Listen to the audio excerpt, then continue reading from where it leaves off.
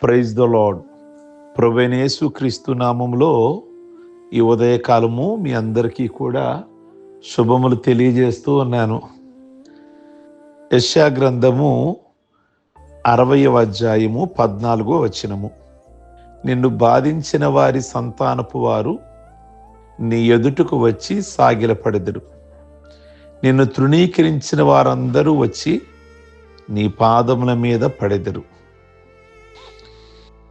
ఎక్కడైతే మీరు ఇంటి వారితో, వీధి వారితో, బంధువులతో, స్నేహితులతో అవమానపరచబడి తలదించుకొని నడవవలసి వచ్చినో, అక్కడే తలెత్తుకొని నడవ చేయగలిగిన దేవుడు నీవు ఆరాధిస్తున్నటువంటి దేవుడు. శత్రువులు ఎదుట మనకొక బల్లను ఏర్పాటు చేసి మన తలను నూనెతో అభిషేకించును. అయితే మనము మన సహనాన్ని, ధైర్యాన్ని విడిచిపెట్టకూడదు.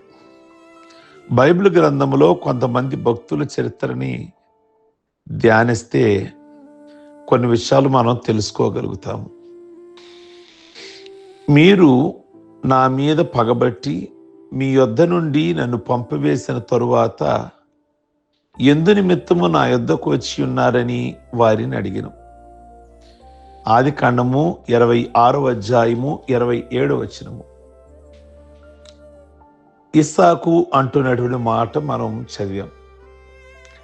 ఇస్సాకు తండ్రి అయిన అబ్రహాము మరణించిన తరువాత ఇస్సాకు ఫిలిస్తీన్ల దేశములో పరదేశిగా ఉన్నాడు, పరవాసిగా.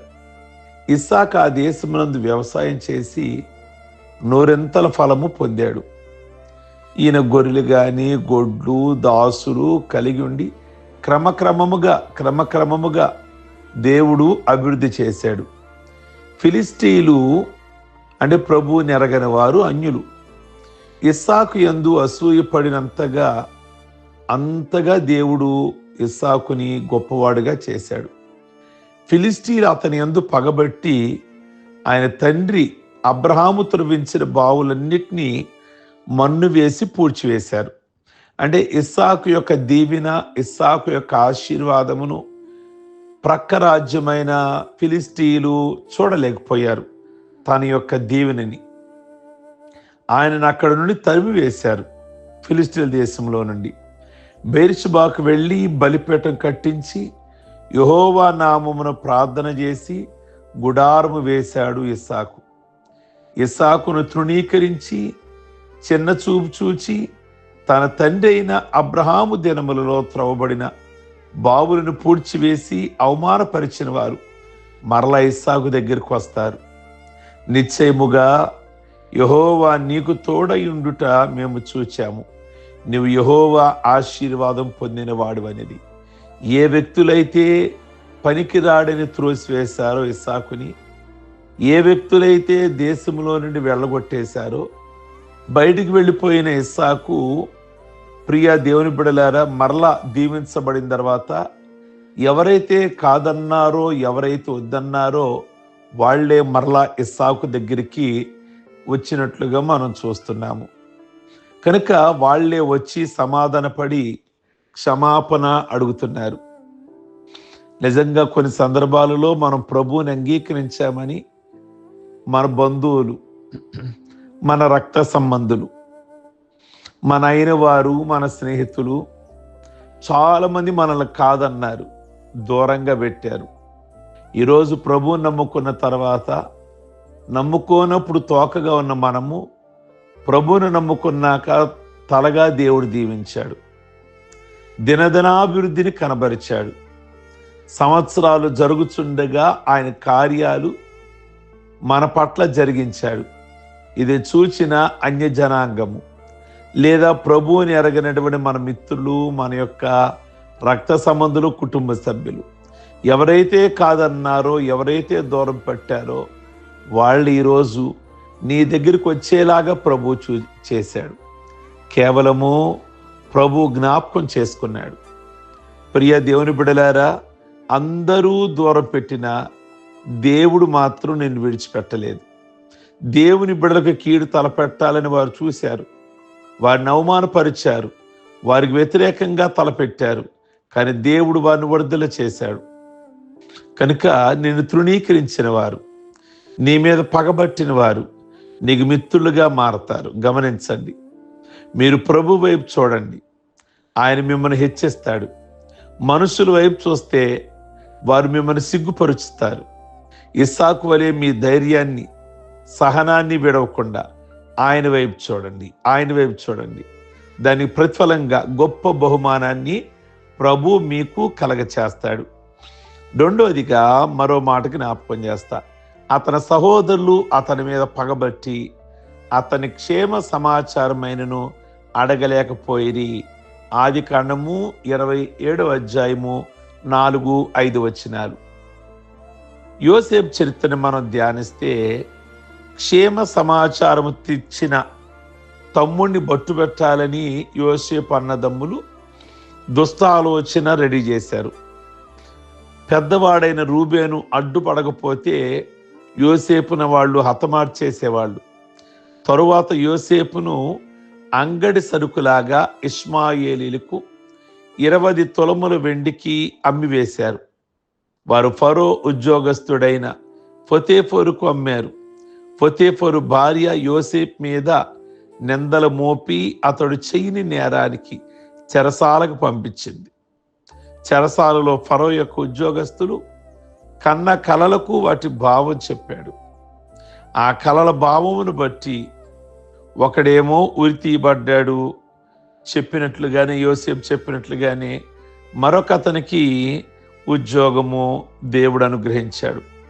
కానీ ఆ ఉద్యోగం ఏ వ్యక్తి అయితే పొందుకున్నాడో ఆ వ్యక్తి, చెరసాల నుండి ఏ వ్యక్తి అయితే విడిపించబడ్డాడో ఆ వ్యక్తి యోసేపును జ్ఞాపకము ఉంచుకోలేదు, మర్చిపోయాడు.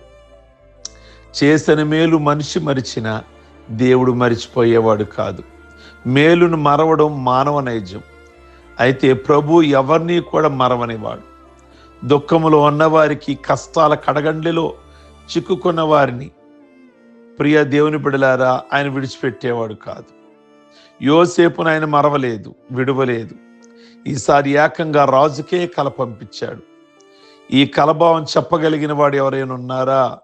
ఐగుప్తు దేశంలో ఒక్కడైనా ఉన్నారా అంటే ఎవరో చెప్పారు.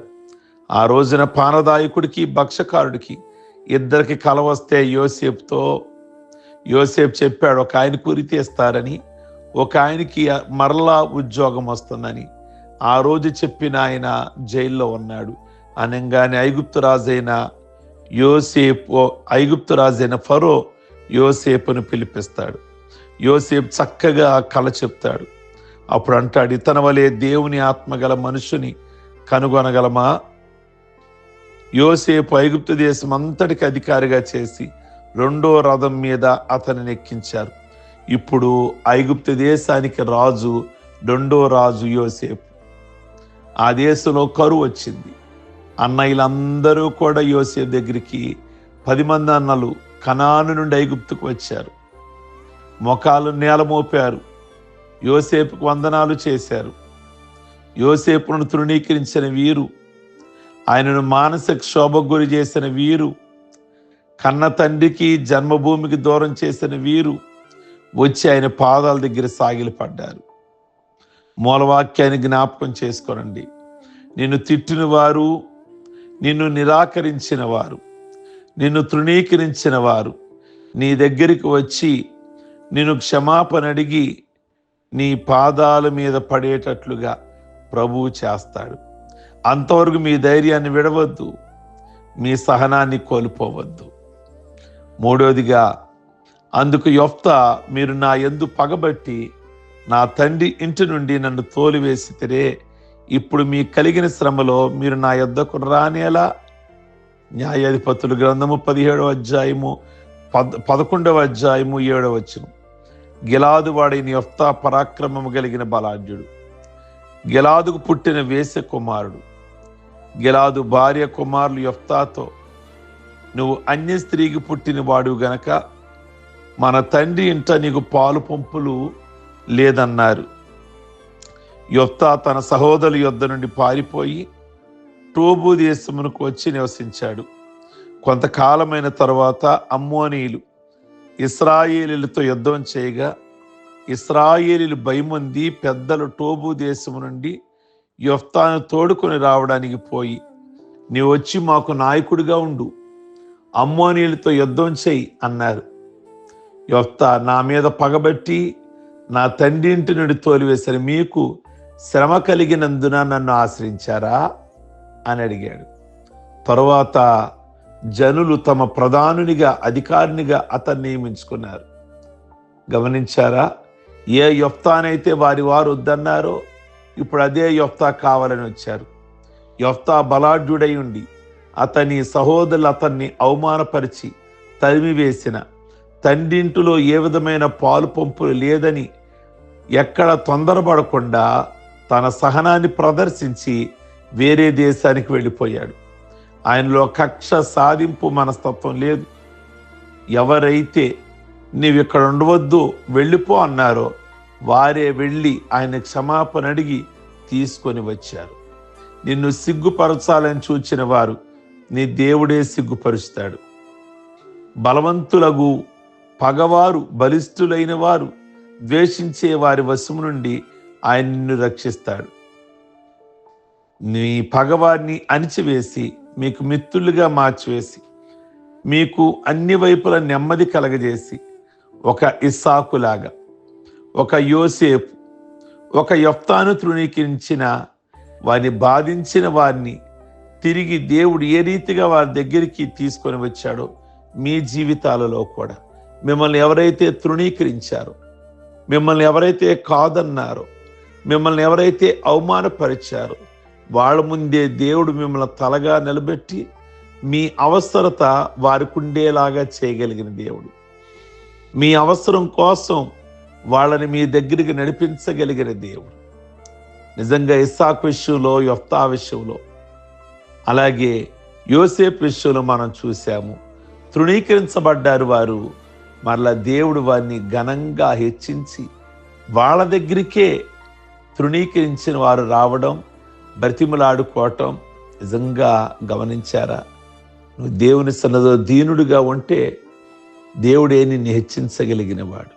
ప్రార్థించుకుందాం. సర్వశక్తి కలిగిన తండ్రి, ఇస్సాకుని దేశం నుండి నెట్టివేశారు బయటికి. ఎక్కడైతే బయట నుండి దీవించబడ్డాడో అతని దగ్గరికే మరి వారందరూ కూడా ఇస్సాకు దగ్గరికి వచ్చారు. యోసేపుని అన్నలైతే అమ్మివేసి తృణీకరించి అవమానపరిచారు, అదే అన్నలు కాళ్ళబేరానికి వచ్చారు. యొఫ్తాని ఏ ఇంటి వారైతే త్రోసివేశారో, ఆస్తిలో భాగము లేదు, ఇంటిలో భాగము లేదు అని త్రోసివేశారో, అదే యొఫ్తా దగ్గరికి వాళ్ళందరూ కూడా వెళ్ళి, నువ్వు రావాలి, నాయకుడు కావాలి, నిజంగా నాయన పనికి రాని వారిని పనికొచ్చేవారిగా, బలహీనుల్ని బలవంతులుగా చేయగలిగిన దేవుడు నాయన. అయ్యా, మీరు గొప్ప కార్యాలు చేయగలిగిన దేవుడి, రోగ్రస్తుల్ని ఆరోగ్యస్తులుగా చేయగలిగిన దేవుడివి, మారాను మధురముగా మార్చగలిగిన దేవుడివి, నీళ్లను ద్రాక్షరసంగా మార్చగలిగిన దేవుడివి. కనుక ఈ ఉదయకాలమందు ఎవరు ఏ విధమైన అవమానముతో అయ్యా ఉన్నారో, ఎవరైతే ఇబ్బందులతో ఉన్నారో, ఎవరినైతే కాదన్నారు వాళ్ళ దగ్గరికే వారిని నడిపించి మీ గొప్ప నామానికి మహిమ తెచ్చుకోమని ప్రార్థన చేస్తున్నాం. మీ వందనాలు. ఈరోజు పెళ్లి రోజులు, పుట్టినరోజులు, రక్షణ పొందిన దినములు చేసుకుంటున్న బిడ్డలందరినీ బహుగా దీవించి ఆస్వాదించండి. ఈ దినపు వారి ప్రయాణాలు, వారి పనులు, వారి ఉద్యోగాలు, వారి డ్యూటీలు, వారి చదువులలో మీరు తోడుగా ఉంటూ అనారోగ్యగ్రస్తులకి ఆరోగ్యాన్ని దయచేయమని ప్రార్థన చేస్తున్నాం. ప్రతి ఒక్క విషయంలో మేలు చేయమని యేసు నామములో అడుగుచున్నాం తండ్రి. ఆమేన్. God bless you. మీ అందరికీ ఈ వర్తమానం మీ స్నేహితులందరికీ షేర్ చేయండి, లైక్ బటన్ నొక్కండి, మీ అభిప్రాయాన్ని వ్యక్తం చేయండి. Okay, God bless you.